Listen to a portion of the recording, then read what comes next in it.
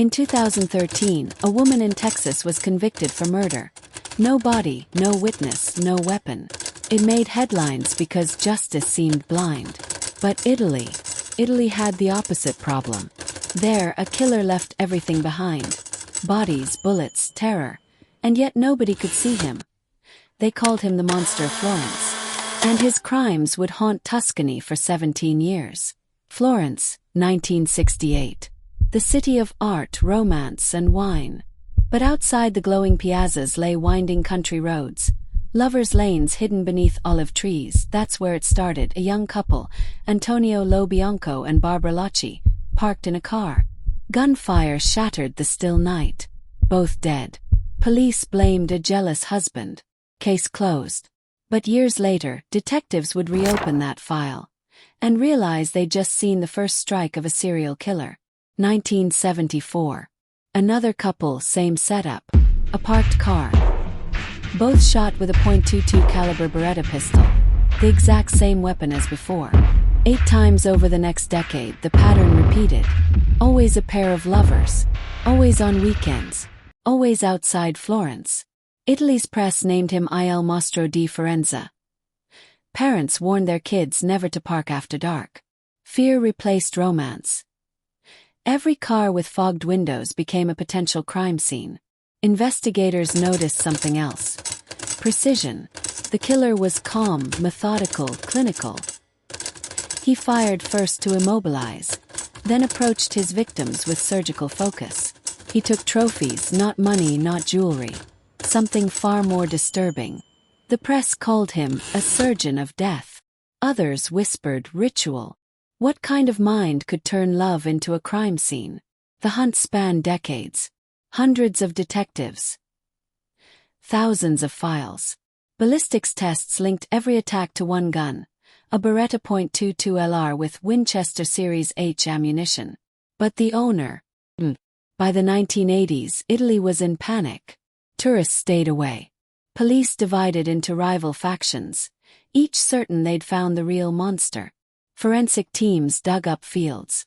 Psychologists built profiles. Then came a lead. A farmer named Pietro Pacciani.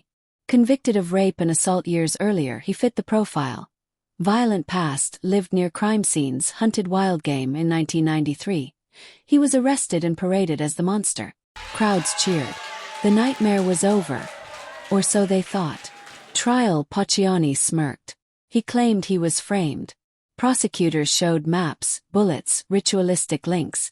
But nothing conclusive. In 1994 he was convicted. 2 years later acquitted on appeal. Before a new trial could start, he was found dead in his home.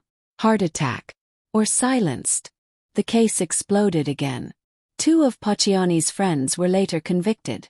Giancarlo Lotti and Mario Vanni. But their confessions were inconsistent, rambling, sometimes nonsensical. They spoke of a group of gentlemen who paid for body parts. The press ran with it. A satanic cult, black masses, rich men behind masks. Police never proved it. Then, in the mid-2000s, a journalist and crime writer named Douglas Preston moved to Italy to research the case for his book The Monster of Florence. He was questioned by police and temporarily fled the country, accused of interfering with the investigation. Even the investigators were turning into suspects. Meanwhile, a new project was quietly forming. A Netflix limited series, directed by Stefano Sollima, Sicario 2, Gomorrah.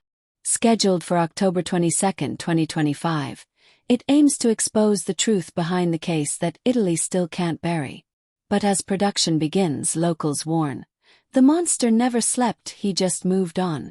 July 1985. A young couple from France, Jean-Michel Crevequevillai and Nadine Mauriat, park near San Casciano. The moon is new. The night is quiet. A shot rings out. Then another. Their bodies are found the next morning. Same weapon. Same signature. But this time one detail changes everything. A neighbor reports seeing not one figure, but 2 men near the scene. Forensic teams collect hair, fibers, shells. But the samples vanish from evidence. Then a new death. A doctor connected to the case found floating in a lake. Autopsy sealed. Files classified. And Florence, quiet again, till now. Because the Netflix series promises to reopen everything. And with it, the monster might wake once more. To be continued in part 2.